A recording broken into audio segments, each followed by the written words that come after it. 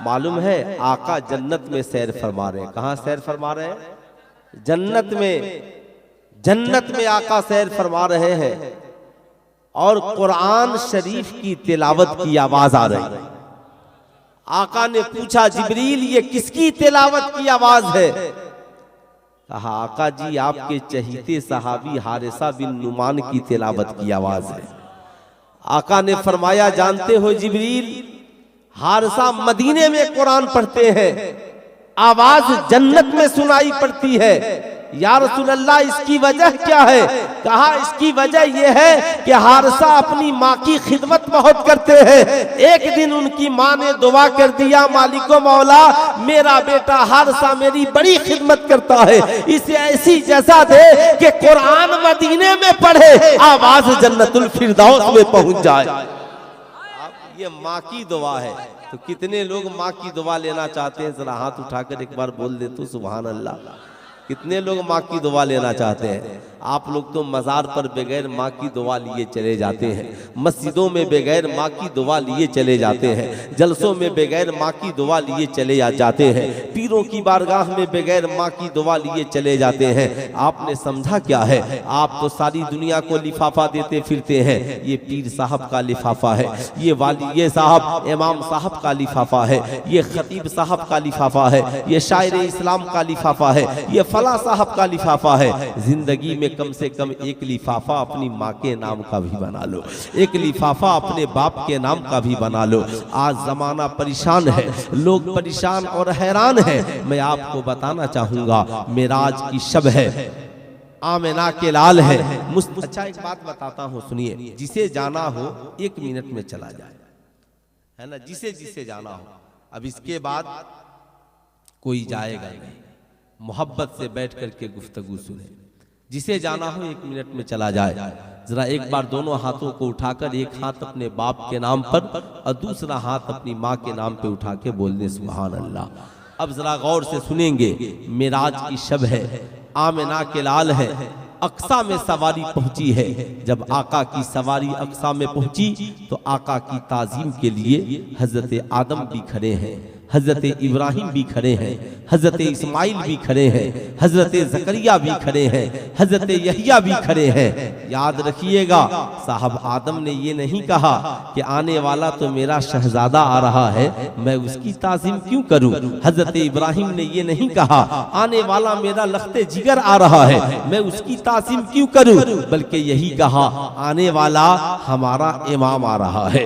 आज हम मुक्तदी बनकर मस्जिद अक्सा में तशरीफ फरमा है, इसलिए आप भी याद रखना इन इमामों की कद्र कीजिए, इन उलमाए किराम की इज्जत कीजिए। जब आपका इमाम आपकी गली से गुजरे बैठे हैं तो खड़े हो जाइए, चाय की होटल में है खड़े हो जाइए, इमाम का अदब कीजिए।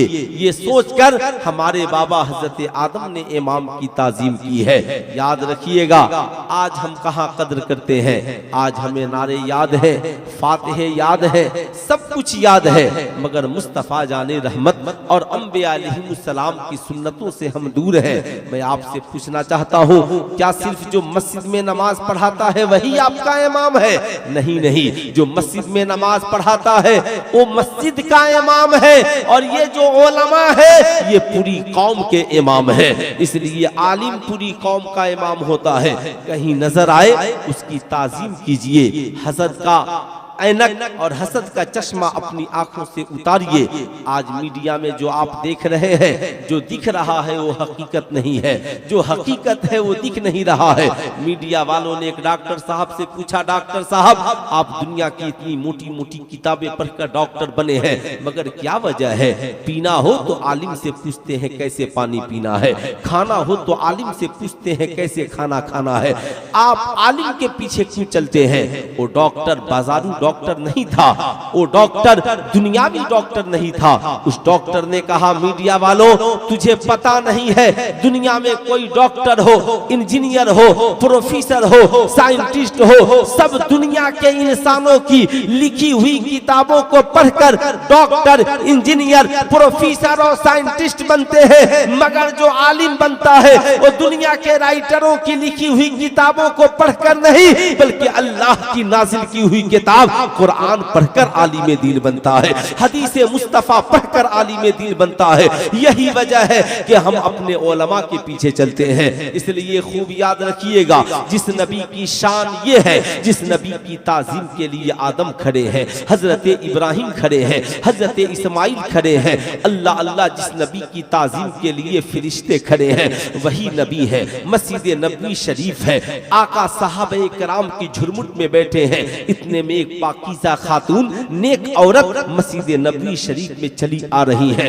आका करीम की नजर पड़ी है, जो ही आका करीम की नजर पड़ी, फौरन मुस्तफ़ा जाने रहमत उस पाकीज़ा खातून के लिए खड़े हो गए। जब आका खड़े हुए तो सहाबा भी खड़े हो गए।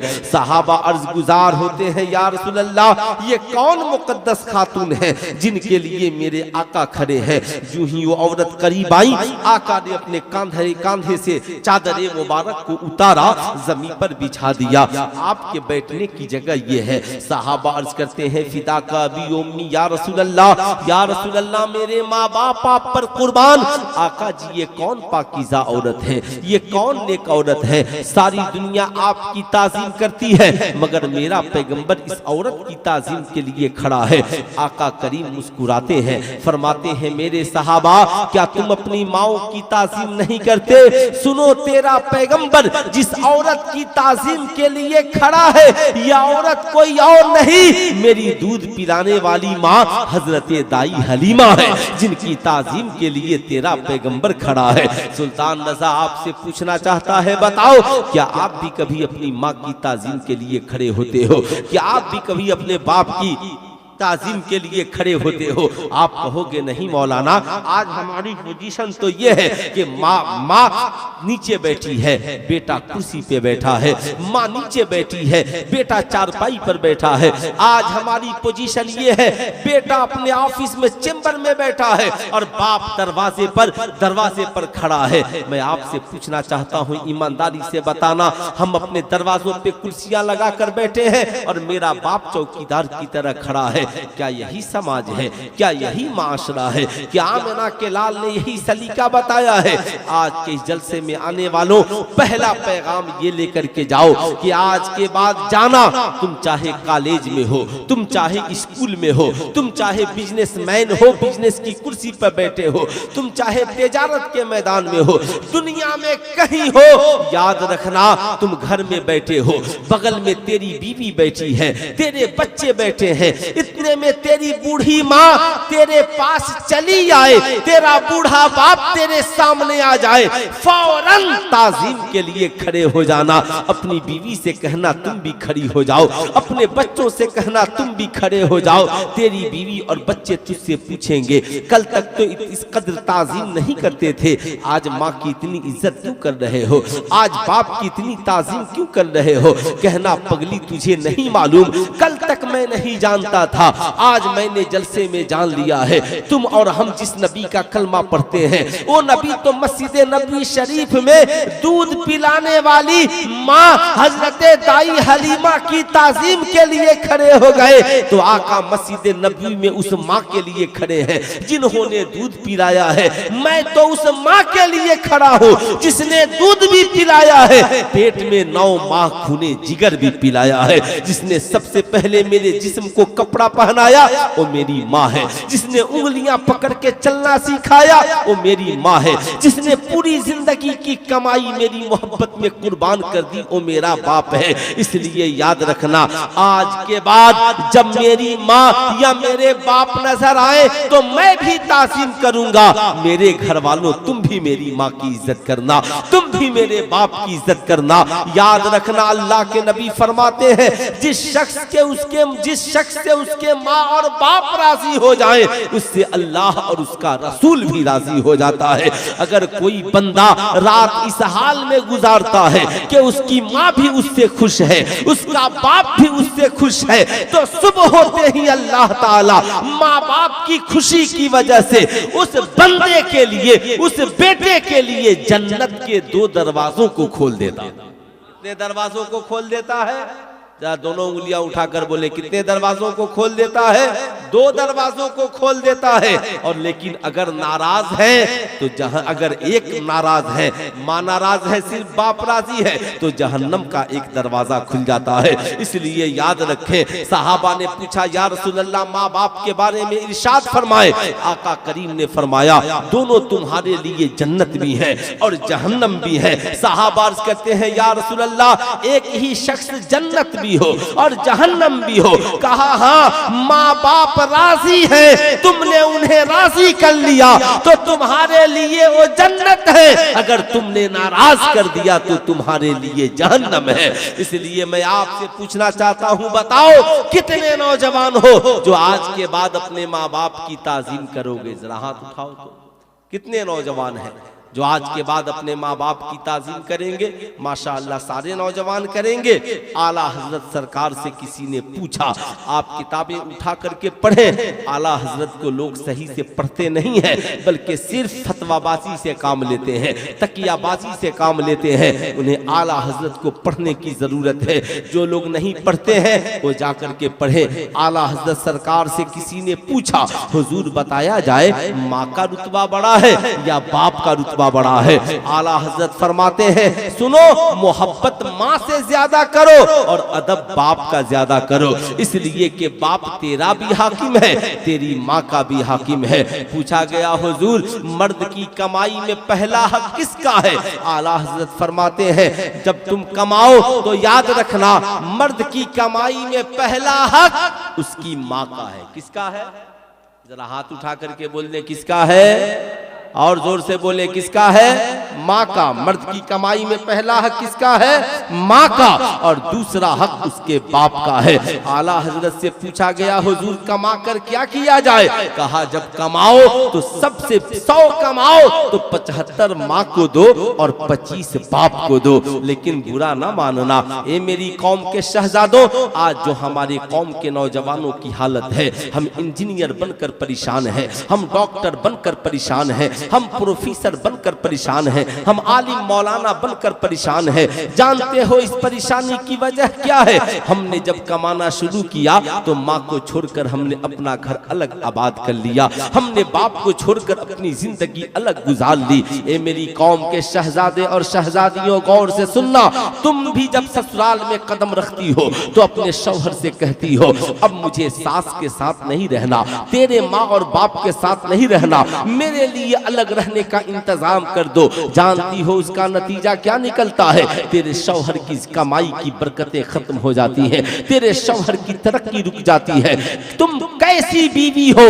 क्या तुझे गवारा है कि तेरे शौहर के माँ और बाप उससे नाराज हो और सुबह भी उसके लिए जहन्नम के दरवाजे खुल जाएं और शाम को भी उसके लिए जहन्नम के दरवाजे खुल जाएं? ऐ इस्लाम की शहजादियों, अगर समाज में कोई लड़का या दूल्हा तुझसे ये कहता है ऐ मेरी शरीके हयात मैं अपने माँ बाप को छोड़कर अलग रहना चाहता हूँ, तो अपने शौहर से कहना खबरदार, माँ बाप को, मैं तेरे माँ बाप को छोड़कर अलग नहीं रह सकती।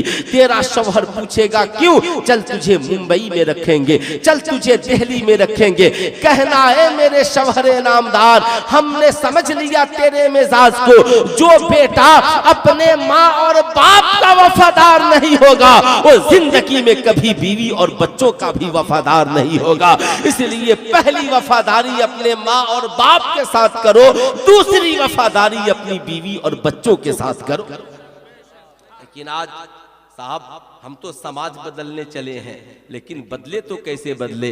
आज तो लोग कहते हैं मौलाना हमारा जिस्म हमारी मर्जी, हम जो चाहे करें, आपको क्या प्रॉब्लम है? हम कान में बाली पहन ले, हम नाक में नथियां पहन ले, हम बाजू में चूड़ियां पहन ले। हमारी घर की औरतें कहती हैं मौलाना हम चाहे निकाब में रहे न रहे, हम चाहे दुपट्टा ओढ़े न ओढ़े, इस्लाम कहता है तेरा निकाह मोमिन हो तो मोमिना औरत से है और मोमिना लेना औरत हो तो मोमिन मर्द से है। लेकिन आज लड़का कहे हमारी मर्जी, हम जिससे शादी कर ले, लड़की कहे हम जिसके साथ चाहे निकाह रचा ले। जब समाज इतना बिगड़ जाए, माशरा इतना बिगड़ जाए, लोग अपनी मर्जी के मुआफिक जिंदगी गुजारने की बात कर ले, तो याद रखना फिर तुम अज़ाबे इलाही का इंतजार करो। आज जो हमारे साथ जो कुछ भी हो रहा है ये सब हमारे हाथों की कमाई है। इसलिए इस्लाम की शहजादियों खूब याद रखना, आज हमारी पोजीशन क्या है। आज मर्द की कमाई में पहला हक उसकी माँ का है, लेकिन आज कौन बेटा है जो माँ को हक दे रहा है? आज कौन बेटा है जो बाप को हक दे रहा है? अल्लाह अल्लाह कुरान ने क्या कहा? कुरान अजीम में अल्लाह रब्बुल इज्जत इरशाद फरमाता है, रब्बिरहमहुमा कमा रब्बयानी सगीरा। जब तुम अपने माँ बाप के सामने जाना तो अपनी जवानी को याद न करना, अपनी ताकत को याद न करना। जब माँ बाप के सामने जाना तो अपने बचपन के दिनों को याद करना। दुआ करना, मालिको मौला मेरे माँ बाप पे ऐसे रहम फरमा जैसे बचपन में उन्होंने मेरे ऊपर रहम फरमाया है।